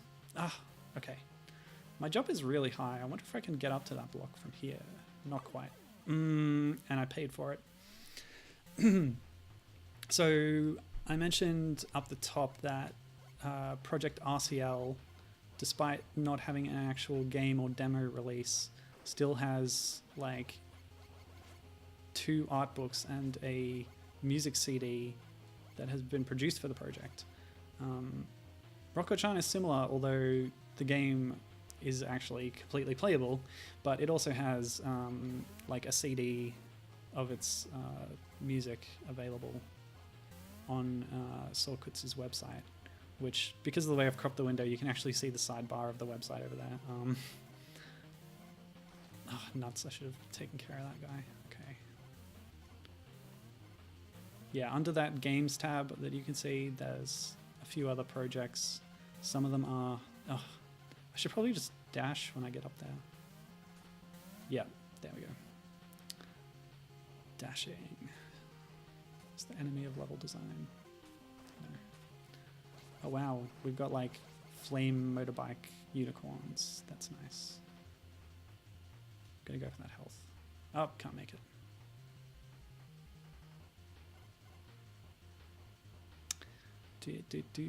Yeah. I actually thought about, because like I said before, one of the other games that Sorkutsu has on his website in the Rokko-chan series is a network multiplayer PvP sort of game. So I thought about trying to encourage viewers to play with me on that, but unfortunately it runs on the old Unity web player plugin, which is no longer supported and doesn't work on any modern browsers. So I managed to get it working, but you do have to go and download an old version of Firefox that supported, I think it's like 26 or maybe even older. And then get the web player, which I don't know where you would get it from. I already had it installed, so yeah, it's not on the Unity website anymore because they don't support it. But yeah, if anyone did want to jump through all those hoops, maybe we can finish the stream with that. Get an old version of Firefox, get the Unity web player, and find the network game on Sorkutsu's website. It's an option. Whoops, lava. Okay. Rising lava, auto-scrolling. Oh, I need that. Oh no, I can't get it. Oh, devious. Very devious. Did I get an E-tank earlier? I don't think I did. And how are you supposed to get under that lava? I think it's just a background element, actually. Oh, what? What? Can I wall jump? Have I been able to wall jump all this time? Oh, and this health is gone now, too. Harsh. Let me test my wall jump. Nope, can't wall jump. Oh, I'll take that. What? Oh, a dash jump has less height, but more length. Interesting trade-off. A neutral jump goes higher, and I could probably make that jump. Okay, I'm just so used to dashing all the time in Zero games, just constantly, you know? Anyway. Yeah, so Rocko-chan. Decent music, chip tunes, of course. Yeah, so I guess this is a good time to talk about games that are spiritual successors to Mega Man and Rockman. Because Rokko-chan is like an homage. Oh, okay. Yeah, I should have known. There's no platform in the middle. I thought it was a foreground layer for some reason. I don't know why I thought that. How do I get up there? Probably need mobility items. Yeah, so there's another game that I have seen recently that similarly is a kind of homage pastiche of Mega Man games. It's called 20XX, and it was released a few years ago, or actually it was released at some point on the current generation of consoles. It's got a different gameplay setup to the usual Mega Man stuff in that it's a roguelite. It's procedurally, like levels are procedurally assembled from pre-made scraps, kind of. So they like to say that no two playthroughs of it are the same. It's always going to be different levels that you're going through because they're assembled on the fly. Nuts! Yeah, Gibbon's got 20XX. He says it's quite fun. Oh no, I was going to try a different level. Can I quit from here? What was that button? Yeah, that one. Oh, this is different. Did I say this before? No, I haven't looked at this screen yet. So this is my, yeah, it's the classic. It's Mega Man. So you know what you're looking at. Yeah, I'm just going to die a few times. So yeah, 20XX, it looks pretty cool. It's pretty flashy. It's got a lot of visual effects going on. It's not an 8-bit style game. It's sort of 2D flash art kind of thing almost. But it's actually got multiplayer support, so you can team up with a friend to take on these stages, the procedurally generated stages. So it's a cool idea, and it makes your playthroughs fresh, although procedural generation does have its problems in that you're not getting curated level design, and it can start to feel stale if you play it a lot, even though it's supposed to be infinitely fresh. But yeah, the other good thing about the game that would make it fit into my discussion topic today is that, the quote-unquote main character is a lady robot called Nina. So she's pretty similar to Rokko-chan here, actually. She's got blue armor and a blonde ponytail. The thing about it is, though, that there's actually multiple playable characters. You can be Nina, or you can choose to be Ace, who is a guy with a sword, much like Zero. There was also a DLC character that I saw available for purchase. I forget what his name is, but he had a big hammer, and and he actually had a dark skin tone, which was some good, for representation and stuff. So there's different kinds of characters you can play as in the game, but I think only one of them is a lady, but she's the main one. Oh yeah, I have to fall down. Okay, that's fine. Get out of it. Swallow bots.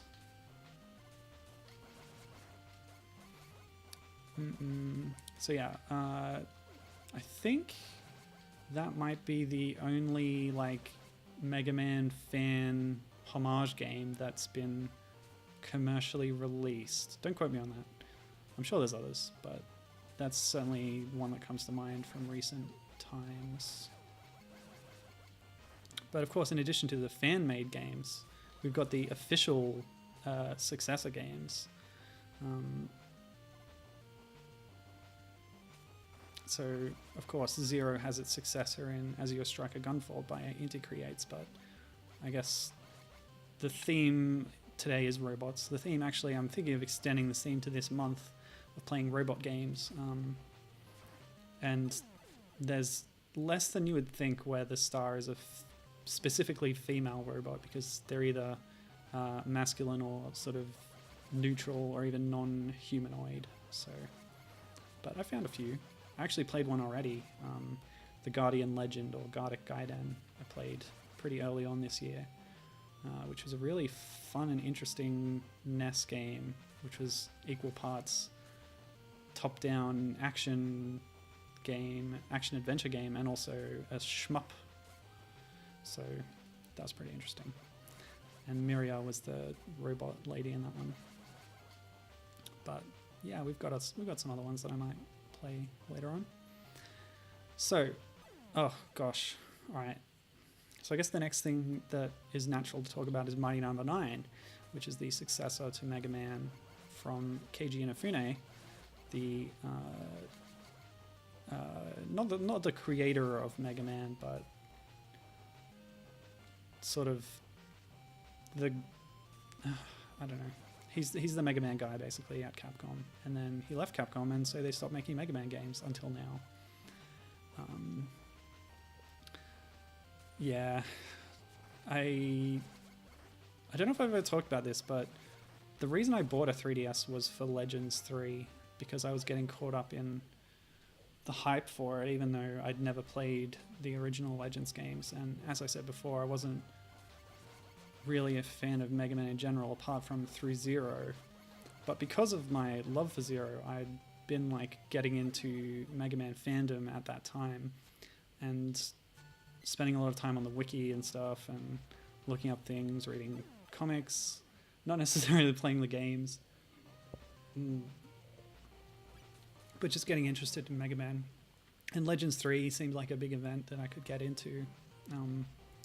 So yeah, so I got the 3DS, and then the prototype was cancelled, and then the whole game was cancelled.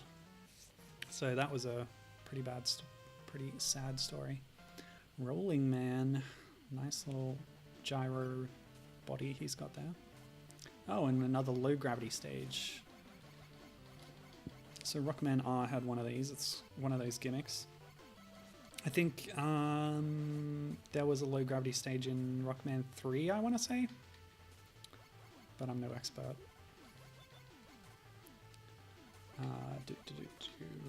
Yeah, so what was I saying? Mighty Number 9. So yeah, Keiji Inafune made this company called Concept, which is now kind of defunct, or at least has been acquired by Level 5, and all its projects have basically been, I don't know, put on hold, or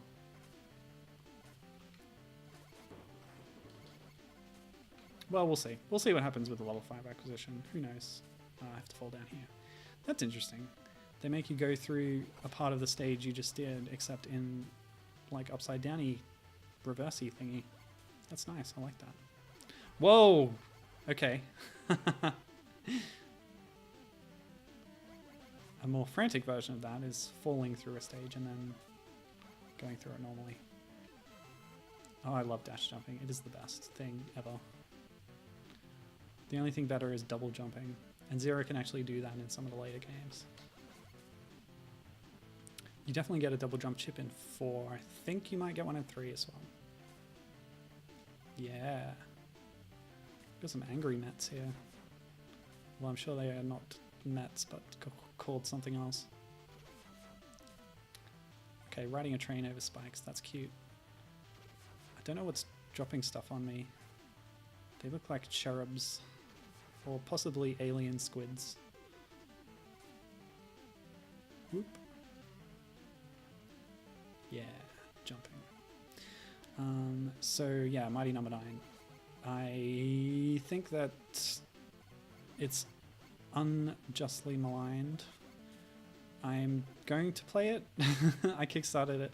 I haven't got around to playing it yet, but I definitely will this month, since playing 02 is a good sort of in to then go ahead and play finally the Azure Striker games, Mighty Number 9, Mighty Gunvolt, and Mighty Gunvolt Burst. I've got them all queued up, waiting on my Wii U, my 3DS.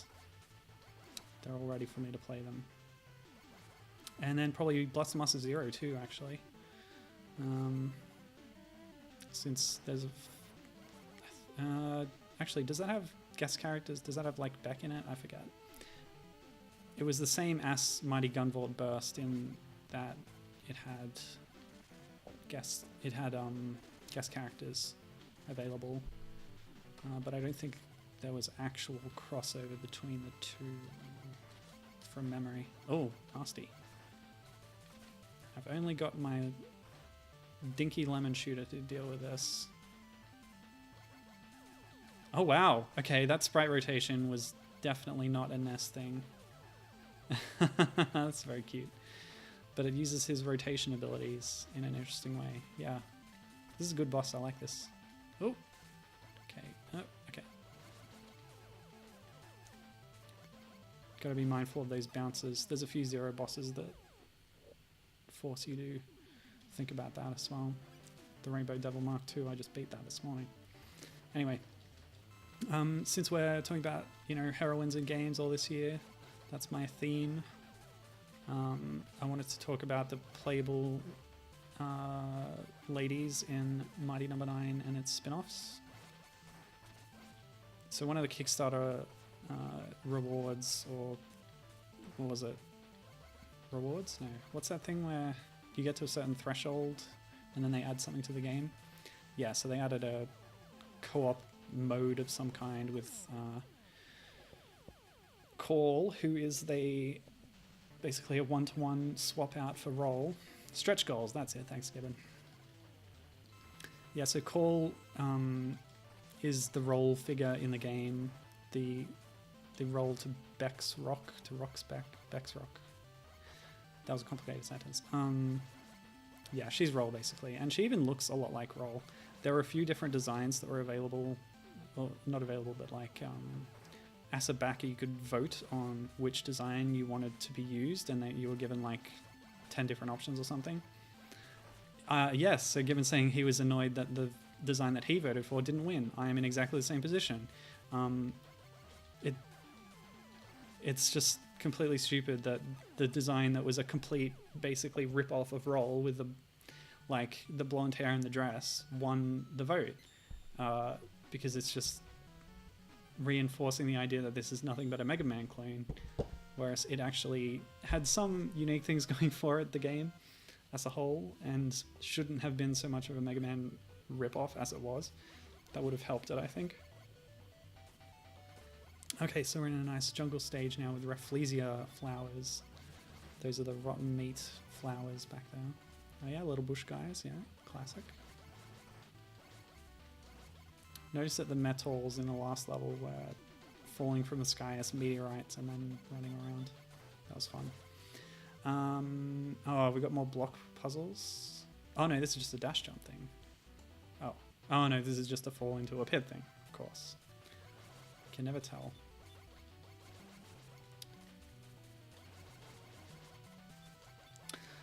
Yeah, so Call is playable in some capacity. I think it's only in a certain mode, although I think there's a level at some point in the game where you play as her as well. But apart from Call, which another aspect that I've actually talked about before on these streams is the fact that her weapon was another thing that you could vote on, and the winning choice was a bow and arrow, or like a laser bow or whatever. Yes, Ray, I was just getting to that. Thank you, Gibbon. Ray is a really cool design. She's basically she's kind of the Blues of the game, in that she's like the prototype robot who's defective and kind of a wild card. But she's also the Zero of the game because she fights with like a big sword thing. And yeah, I think that's pretty cool. And I can't wait to play her DLC, which was included for all backers, which I am. Although, bloody hell, trying to get the codes for them, especially for Australian Wii U, probably the least used version. There were hassles with that. Anyway, it's all done now. I've got the whole game. Oh, she uses her claws. Okay, but yeah, basically a big sharp like melee weapon. So it's the equivalent of the sword, even if it's not an actual sword. But yeah, she is the Zero, says Gibbon. Oops. Well, she's the Blues and the Zero in that, like, in the Battle Network series, the EXE Rockman games, Blues is very much more like Zero. He's got a sword, he's got a ponytail. It's all kind of blurring the lines there, so I think Blues has a really cool design in the EXE games. Zero actually does show up in them as well, but only in the GameCube platformer, which is not a great installment in the series, but okay, what do I do here? I think you got to jump high enough to hit the heads, but then not run into the spikes at the top. It's pretty annoying.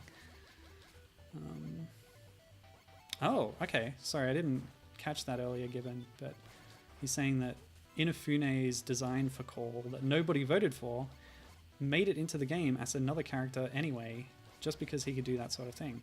Okay, I didn't realize that. Which one was that?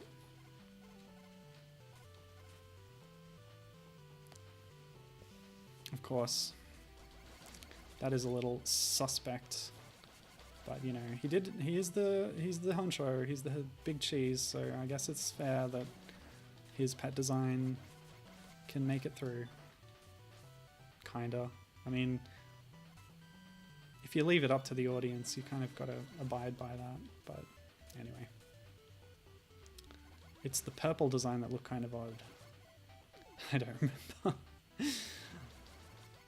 Like I said, there were like 8 or 10 different designs. Gibbon says he likes design E, the flight attendant looking one. Didn't that come in at number 2? I'm trying to remember which one I voted for. Can you like find and like post a summary of what the designs were? Maybe I can have a look at them. I would be much obliged. She did get 2nd place. Oh, that damn ceiling. You gotta jump just high enough to hit the heads, but not too high. Okay, we'll try a different stage now. So Forest Man's pretty cool. Pretty similar to the Woodman stage and character theme. Oh, this guy's obviously a ninja. So yeah, I guess I was talking about Ray earlier. So Ray's cool. She was in as a DLC. She's got her own set of levels and her own gameplay style where she uses her claws. She can like roll up into a ball and do a spinning attack thing. But yeah, a lot like Blues, she has this thing where, or you know, whatever his other name is, Proto-Man, that's it. In the West, he's called Proto-Man. I like using the Japanese names because I think they're better most of the time. Except I do call him Bass and not Forte. So it's a mishmash. But yeah, Proto-Man's a bit silly. The music theme from the original game was fun. Yeah, but anyway, Rachel, aka Ray, she has a faulty power reactor thing just like Blues did. Except in her case, it actually causes her to lose health constantly during gameplay. So you have to always be grabbing extra health. Oh, that's cute. So the room goes dark, but then when these enemies shoot out a light, it lights up the light globes.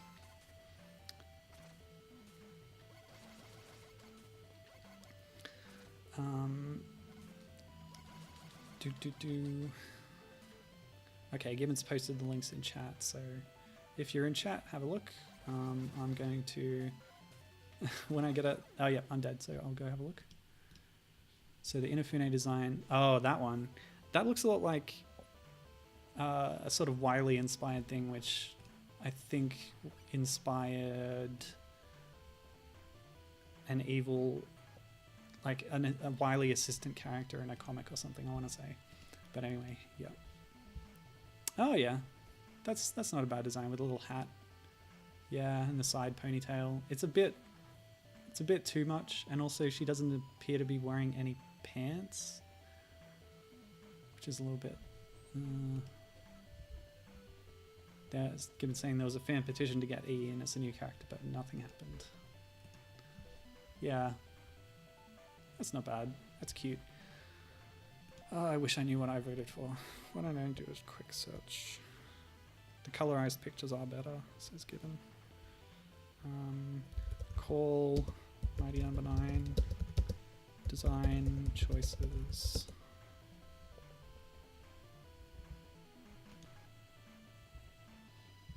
Ah, here they are.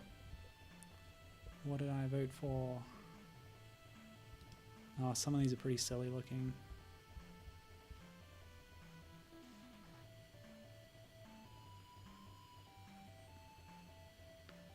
I either voted for C, which is kind of like a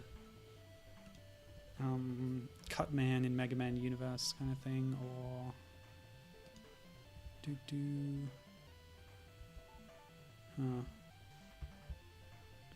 that's not the full image. Ugh, I do not like I. Too cute. Oh, I think I voted H, actually. Yeah. Anyway, back to the game. Oh, that probably showed up. Oh, no, it didn't. Did it? Anyway.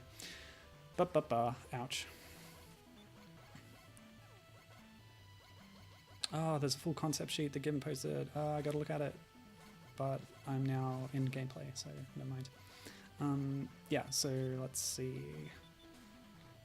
I mentioned Mighty Gunvolt and Mighty Gunvolt Burst. These are like spin-offs that Inti Creates did in an 8-bit style, much like they did for Mega Man 9 and 10, and then also for like a mini game that was in ZX Advent, where you could play. Yeah, it was like an 8-bit style mini game. It was cute and difficult, but short. But yeah, they have experience with the 8-bit style of games, obviously. So they did a spin-off that was an accompaniment for Mighty Number 9. It was free for backers, I think. It was released just before it. Nuts. And it was pretty short, but it was like, I think the bosses were from Gunvolt, which in Japan is called Armed Blue Gunvolt, by the way. But yeah, you could play as Beck from Mighty Number 9 or as what's that little teenage protag kun guy from Gunvolt. I think his name is just Gunvolt, actually. But anyway, you could play as either of those or the little love angel from Galgun, which is Inti Creates other series that I have no... I don't like it at all. Her name's Ekaro, but yeah, so that was a small little thing, but they expanded on it for a sequel called Mighty Gunvolt Burst, where there are a lot more characters, there were more stages, the graphics were a bit higher fidelity than 8-bit style, and there was this whole customization thing where you could unlock modifiers for your abilities and stuff. You know what? Why am I killing everything? Only the what's in my way. Let's just run through. Excellent. Yes, so that Mighty Gunvolt Burst was cool. It had all the extra characters, like I said. They were released as DLC, and in that you had Call playable, and also Ray. In addition to, who else was there? Jewel is like the supporter character from Gunvolt. Like, yeah, I don't know, whatever. And then there was another character from Galgun, the antagonist character. All released as DLC for that. And maybe some others, I forget. Yeah, actually, Given saying, oh, okay. So Mighty Gunvolt had bosses from all 3 games. Okay. So I was a bit wrong about that. But the end boss was the gender-flipping person from Gunvolt. And then he says that Burst, the second game, was basically just Mighty Number 9, but with different, but sprite-based and with a different end boss. Yeah, I remember people saying at the time that Mighty Gunvolt Burst is just what Mighty Number 9 should have been. And if it was that, then people wouldn't have been as annoyed about it. But Gibbon is a noted defender, or at least not antagonizer of Mighty Number 9. A lot of people like to hate on it, even if they haven't played it. But it's really just a decent Mega Man clone. Like, it's not worthy of screaming about.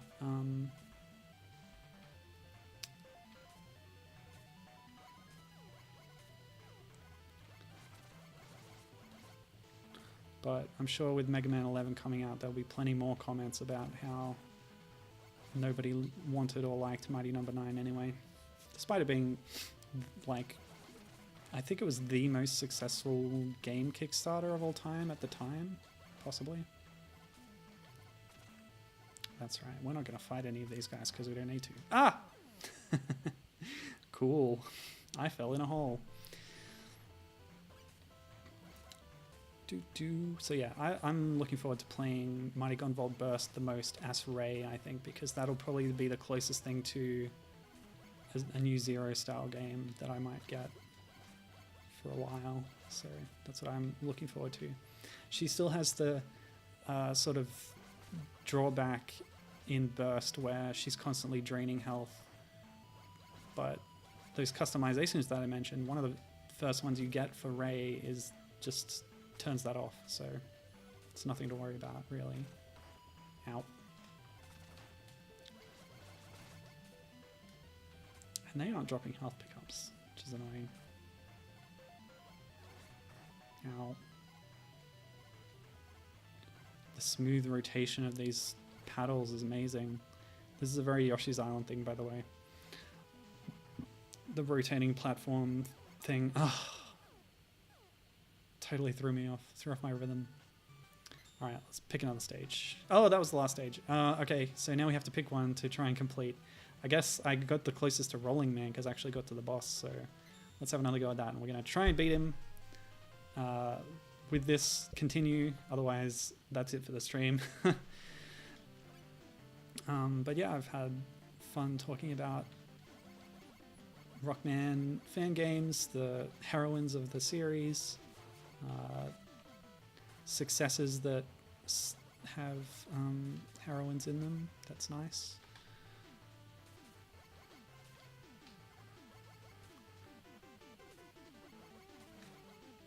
But yeah, this is a really well-made fan game. Rockman in all but name.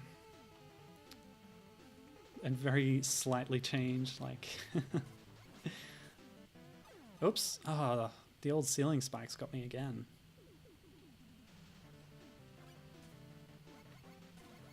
And yeah, Inti Creates is behind a lot of the, like, officially published revival games that I've talked about already. They did my favorites, the Zero games and the ZX games. They did Mega Man 9 and 10. They developed Mighty Number 9 and Mighty Gunvolt and Gunvolt Burst. They did a Zero Strike and Gunvolt 1 and 2, and they've got another one on the way. A third Gunvolt game. I'm also watching their in-development game Dragon Marked for Death. Watching that with interest. Because although it's a sort of fantasy magic kind of style and also a different gameplay style, I think it's got a multiplayer aspect to it. But the design and the art is very, very Zero style, and I dig that a lot. So yeah, I'm watching out for that. Oh, yeah.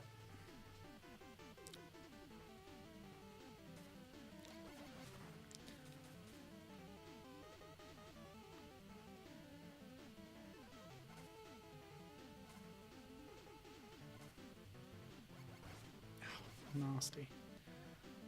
I like that little character, but I can't figure out what it is exactly. Ah! Spikes. Every time. Doop-a-doo.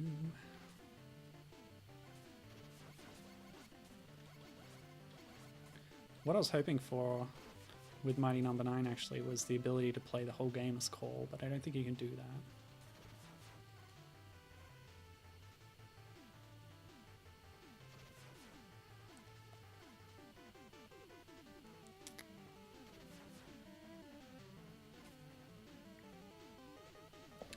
Beck is basically just Rockman, but with a smirk. He's got that Sonic attitude.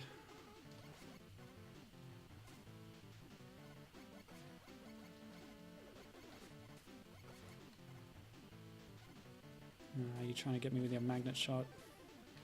Get out of here. Ah! It got me with its magnet shot. Oh, wow. Okay. So yeah, this is probably the best made game, most polished game that I've played today. But, you know, makes sense.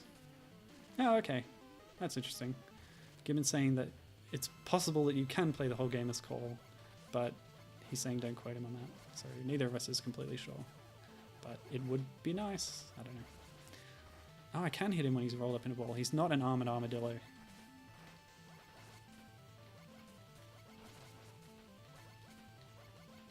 I should use that time to get out of the way, though. Oh. Yeah, I came in not at full health, so I can't be expected to win this battle. And yeah, whenever every one of my lemons is only doing 1 health to him, yeah, this is not good. Oh yeah, I never looked at that other sheet that Gibbon posted. But if you're in chat, go check that out. Or just look it up yourself if you can. See what could have been until we just got the generic call that is basically just roll again.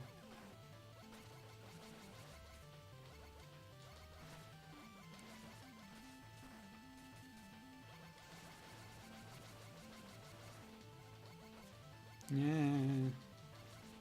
Rapid firing does nothing because he's got invincibility frames. Alright, I'm going to look that up. Oh no, that's my game over. Oh well. Oh yeah, nice sheet.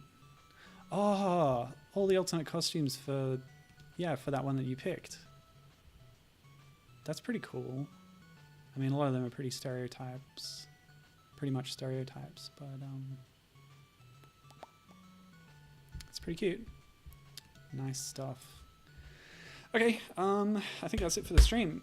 Thanks for joining me. This has been a little fun little journey through some Rockman fan games, homages, and a chance for the lady characters of the series to step up, be the protagonists. I just wish I could have played Tatsunoko vs. Capcom on stream, or for that matter, powered up with the Roll DLC. That would have been nice. But I never could get a PSP emulator working, besides the fact that I don't know how DLC would work in that case.